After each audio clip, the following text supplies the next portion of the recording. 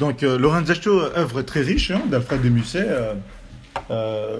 qui quand même fait autorité dans le monde théâtral, avec des œuvres telles qu'on ne badine pas avec l'amour. Mais ici, c'est plutôt Lorenzaccio qui est en l'honneur. Alors, nous disposons ici de l'extrait de Lorenzaccio, à savoir l'acte 3, scène 3 également, publié en 1834. Donc, dans cette œuvre, nous posons la question de comment Alfred de Musset va ici donc utiliser le genre théâtral pour mettre en place, pour faire asseoir le drame romantique et ainsi faire passer bien évidemment ses idées.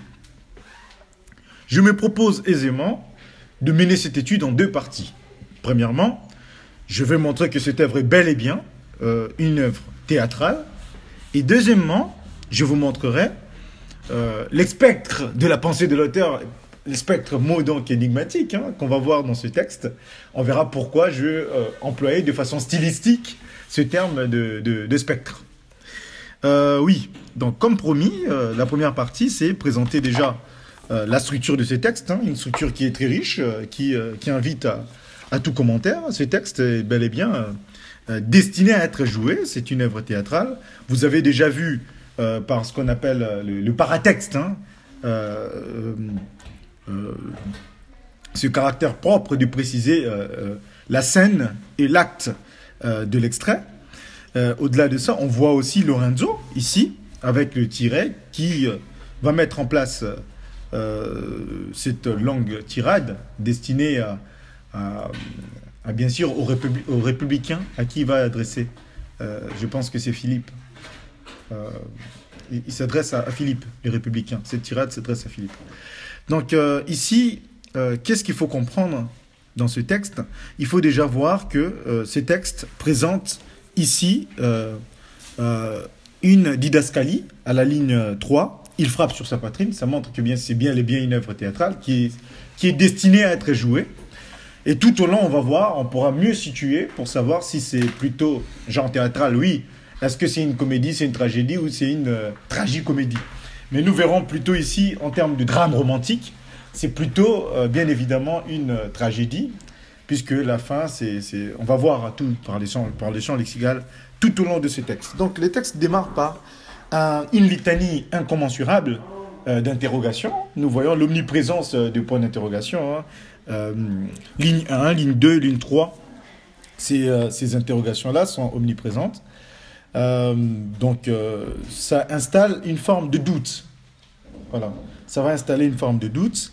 Et ces doutes vont également s'amplifier, prendre beaucoup de teneur et d'ampleur par le champ lexical de la mort. Mais pas seulement. Les champs lexicaux de la mort, les champs lexicaux du mal, qui vont se côtoyer et créer une forme d'atmosphère assez macabre, ou en tout cas dramatique, pour répondre ici donc le genre littéraire. Bon. Donc on peut se poser la question de pourquoi mettre en place cette scène avec ces interrogations, avec le champ lexical du vice, de vertu, qu'on peut voir. On voit ici il s'interroge en se posant la question, entre autres, de l'énigme de sa vie. L'énigme, c'est un problème qu'on veut résoudre. Donc, on voit ici, je m'éviterai d'analyser, mais je ne peux que rendre compte. On va voir en quoi cette symbiose, qu'est-ce que cette symbiose, ce mélange, où ça veut nous emmener. Donc, ainsi, on peut s'interroger de pourquoi utiliser ce genre littéraire et pourquoi organiser ces textes de cette façon. Vous pouvez vous douter, aussi bien que moi, que Alfred de Musset n'est pas naïf. Ce sont lexical du mal avec le vice, les exécrations, empoisonner, mourir. Voilà, ce champ lexical renvoyait plutôt à tout ce qui est mortuaire et funeste. Squelette, spectre, n'est pas pour rien. Voilà, ces termes macabres et utilisés par l'auteur d'une façon bien pensée, bien mesurée. Pourquoi? Pour faire prévaloir, promouvoir ses idées et sa vision.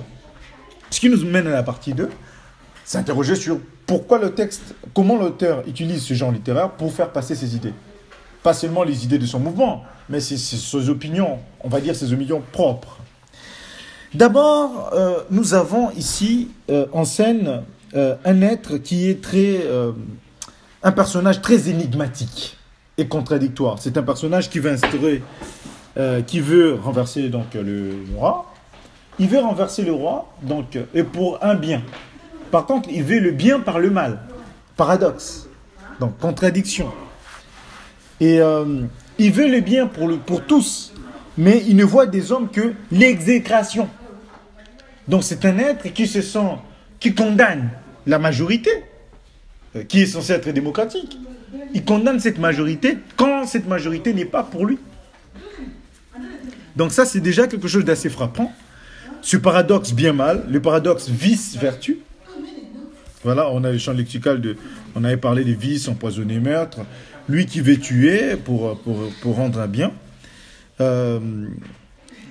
Tout cela vient renforcer l'idée de ce personnage disproportionné, de ce personnage atteint d'une folie, d'une forme de déterminisme, qui n'arrive pas à se débarrasser de ce mal.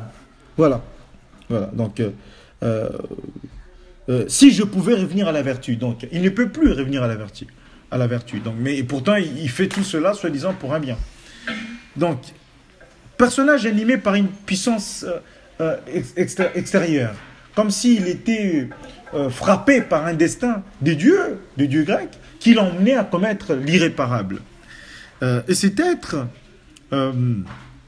par ses analyses disproportionnées, va commettre une action ou des actions vouées déjà à l'échec. Il espère par son action, donc tuer le roi, qui changera le monde. Or, nous allons voir, pour ceux qui connaissent la fin de cette œuvre d'Alfred de Musset, on va voir que cette action va se tourner à l'inaction. Ça veut dire que ça ne va rien changer. C'est comme si j'enlève les gants. Enlever les gants, c'est pas changer la main. Donc, c'est ce que nous allons vivre ici. Donc, Lorenzo est un personnage énigmatique, est un personnage macabre, est un personnage que Musset met en place pour dénoncer l'inefficacité de l'action individuelle. Ce n'est pas soi-même, ce n'est pas l'œuvre ou le devoir d'une personne de changer tout un système. Mais cela passe par la collectivité, par l'ensemble.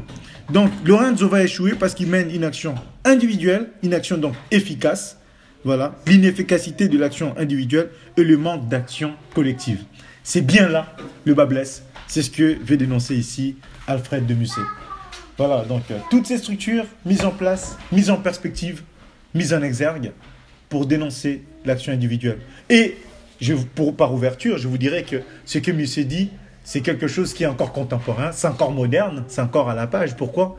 Parce que, étant africain, je m'interroge par exemple de comment procèdent parfois les leaders africains. Est-ce que c'est pour le bien collectif ? Est-ce que c'est une action collective ?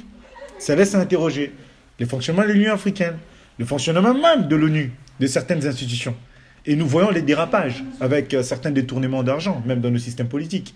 Et c'est ce manque, c'est cette inefficacité, parce que tout le monde veut que ça soit soi, on veut être élu soi. C'est déjà ce que Musset interrogeait, et c'est ce que j'interroge aujourd'hui à vous qui m'écoutez, pour un monde meilleur et plus d'action collective. Je vous remercie. Je suis bien évidemment prêt pour répondre à vos questions. Voilà.